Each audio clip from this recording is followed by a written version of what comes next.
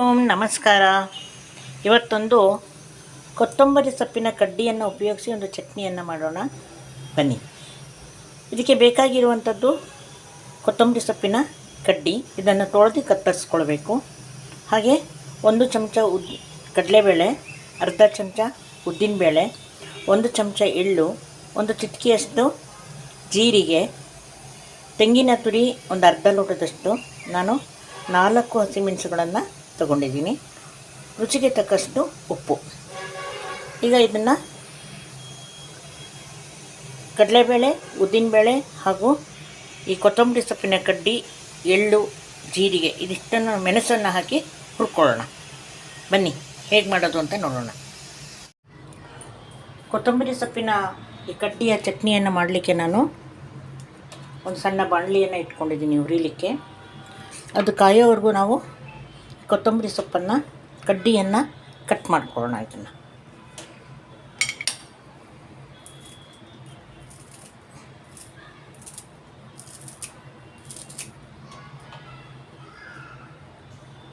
ಕಡ್ಡಿಯಲ್ಲೂ ಸಾಕಷ್ಟು ಪೋಷಕಾಂಶಗಳಿರೋದ್ರಿಂದ ನಾವು ಅದನ್ನು ಬಳಸಬಹುದು. ಹಾಗೆ ಇದನ್ನು ನಾವು ತಿಳಿ ಸಾರಿಗೆ ನಾವು ಬೇಳೆಯನ್ನು ಬೇಯಿಸುವಾಗ ಈ ರೀತಿಯಾಗಿ ಅದನ್ನು ಕತ್ತರಿಸಿ ಒಂದು ಗಂಟು ಕಟ್ಟಿಬಿಟ್ಟು ಬೇಳೆ ಜೊತೆ ಬೇಯಲಿಕ್ಕೆ ಹಾಕಿದ್ರೆ ಇದರಲ್ಲಿರೋ ಎಲ್ಲ ಸತ್ವ ಬೇಳೆ ಬೇಯುವಾಗ ಅದ್ರ ಜೊತೆ ಸೇರಿಕೊಳ್ಳುತ್ತೆ. ಹಾಗೂ ಕೂಡ ನಾವು ಅದನ್ನು ಉಪಯೋಗಿಸ್ಕೊಳ್ಬೋದು. ಪಲಾವ್ ಮಾಡುವಾಗಲೂ ಈ ಕಡ್ಡಿಯನ್ನು ಸೇರಿಸಿದರೆ ಚೆನ್ನಾಗಿಯೇ ಆಗುತ್ತೆ. ಈಗ ಮಾಡಲಿಕ್ಕೆ ಕಾಯ್ತಾ ಇದೆ. ಇದಕ್ಕೆ ನಾವು ಇಟ್ಕೊಂಡಂತಹ 1 ಸ್ಪೂನಷ್ಟು ಕಡಲೆಬೇಳೆಯನ್ನು ಹಾಕ್ಕೊಳ್ಳೋಣ.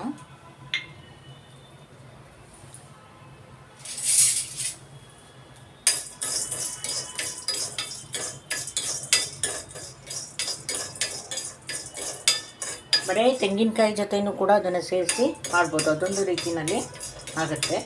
ನಾನು ಸ್ವಲ್ಪ ಉದ್ದಿನಬೇಳೆ, ಕಡಲೆಬೇಳೆ ಹಾಗೂ ಎಳ್ಳನ್ನು ಇದ್ರ ಜೊತೆಗೆ ಸೇರಿಸ್ಕೊತಾ ಇದ್ದೀನಿ.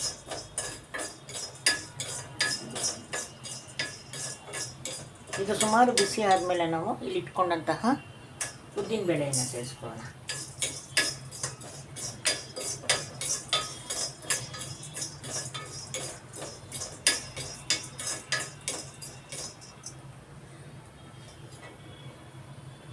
ಇಲ್ಲಿ ನಾನು 4 ಹಸಿಮೆಣಸುಗಳನ್ನು ತಗೊಂಡಿದ್ದೀನಿ. ಹಸಿಮೆಣಸಿನ ಖಾರವನ್ನು ನೋಡಿ ಸೇರಿಸ್ಕೊಳ್ಳಿ.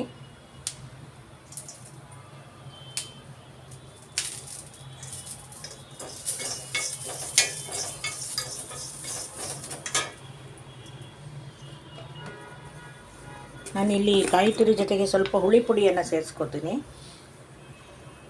ಹುಣಸೆಹಣ್ಣನ್ನು ಹಾಕ್ಕೋಬೋದು. ಒಂದು ಸಣ್ಣ ಎಸಳು ಹುಣಸೆಹಣ್ಣನ್ನು ಹಾಕ್ಕೊಳ್ಳಿ.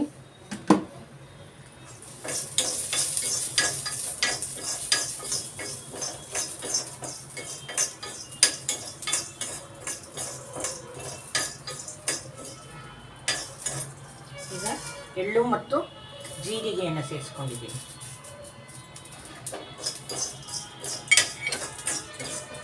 ಎಳ್ಳು ಪಟಪಟ ಅನ್ನತ್ತೆ, ಅಲ್ಲಿ ತನಕ ಅದನ್ನು ಹುರ್ಕೊಳ್ಳೋಣ.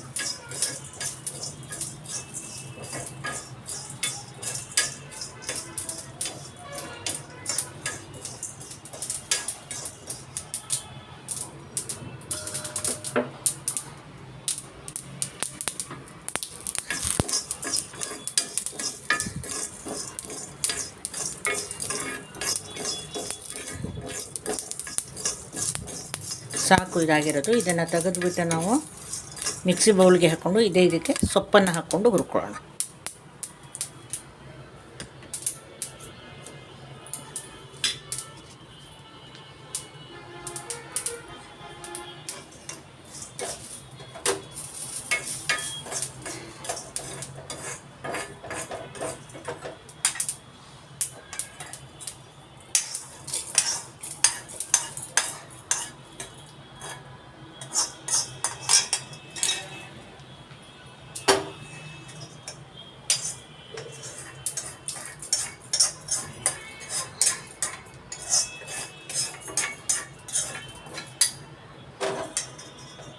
ಇದಕ್ಕೆ ಈಗ ಏನು ಕಡ್ಡಿಗಳನ್ನು ಹೆಚ್ಕೊಂಡಿದ್ದೀವಿ ಇದನ್ನು ಹಾಕ್ಕೊಳ್ಳೋಣ.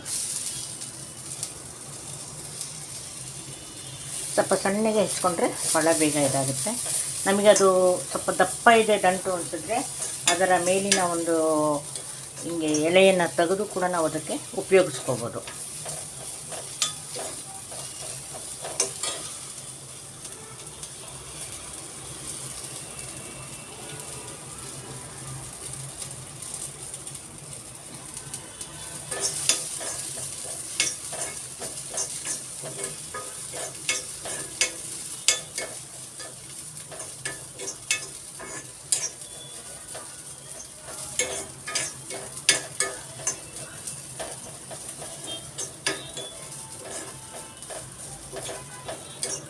ಹುರಿಲಿಕ್ಕೆ ಎಣ್ಣೆಯನ್ನು ಬೇಕಾದರೆ ಹಾಕ್ಕೊಳ್ಬೋದು. ನಾನು ಹಾಗೆ ಬಾಡಿಸ್ತಾ ಇದ್ದೀನಿ ಸಣ್ಣ ಉರಿಯಲ್ಲಿ. ಇದನ್ನು ಅದು ಹುರಿಯೋವರೆಗೂ ನಾವು ಮಿಕ್ಸಿ ಬೌಲಿಗೆ ತೆಂಗಿನ ತುರಿಯನ್ನು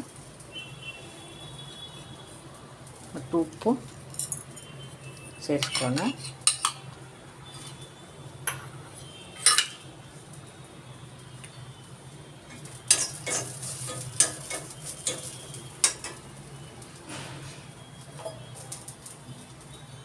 ಒಂದು ಚೂರು ನೀರನ್ನು ಕೂಡ ಹಾಕ್ಕೊಳ್ಳೋಣ.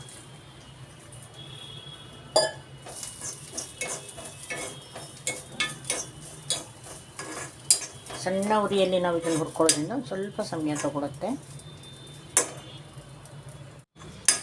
ಈಗ ಇದು ಇಷ್ಟು ಬಾಡಿದೆ. ಇದನ್ನು ನಾವು ಮಿಕ್ಸಿ ಬೌಲಿಗೆ ಹಾಕ್ಕೊಂಡು ರುಬ್ಕೊಳ್ಳೋಣ. ಸ್ವಲ್ಪ ತಣ್ಣಗಾಗಲಿ ಅಷ್ಟೇ. ಮಿಕ್ಸಿ ಬೌಲಲ್ಲಿ ನಾವು ಕೊತ್ತಂಬರಿ ಸೊಪ್ಪಿನ ಕಡ್ಡಿಯನ್ನು ಹಾಕ್ಕೊಂಡಿದ್ದೀವಿ.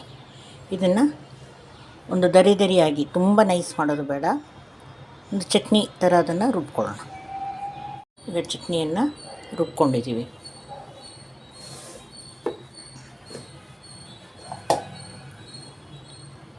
ಇದು ನಾವು ಬಿಸಿ ಅನ್ನದ ಜೊತೆ ಹಾಕ್ಕೊಂಡು ತಿಂದರೆ ಚೆನ್ನಾಗಿರುತ್ತೆ. ಟ್ರೈ ಮಾಡಿ ನೋಡೋಣ ಹೇಗಿರುತ್ತೆ ಅಂತ. ಈಗ ನೋಡಿ ಚಟ್ನಿ ರೆಡಿಯಾಗಿದೆ. ಇದನ್ನು ಬಿಸಿ ಬಿಸಿ ಅನ್ನಕ್ಕೆ ಕಲಿಸ್ಕೊಂಡು ತಿನ್ನಲಿಕ್ಕೆ ಚೆನ್ನಾಗಿರುತ್ತೆ.